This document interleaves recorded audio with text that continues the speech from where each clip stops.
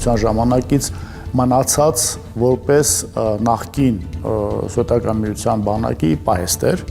որտեղ հենց պահում էին վայրաքաղաքային նյութեր եւ բենզին եւ սալարկա, ինքը իրանից ներկայացնում էր մեծ չաներ,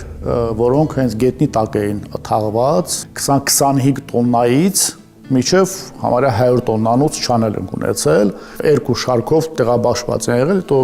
մին ացսեկից մյուս ացսեք մուտք է եղել, ընդհանուր մեկ մտնելու տեղ է եղել, փոքրները իրար միացած են եղել, իսկ մեծերը առանձին տեղաբաշխված են եղել։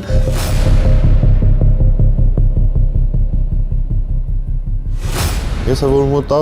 որ ասում եմ, մի քիչ ուժ ձևի պատկերացնում, որ գնացի տեսա չանը գետնի տակա թաղած ու վերևի այդ իր դուրս եկող խողովակներից, այսինքն այս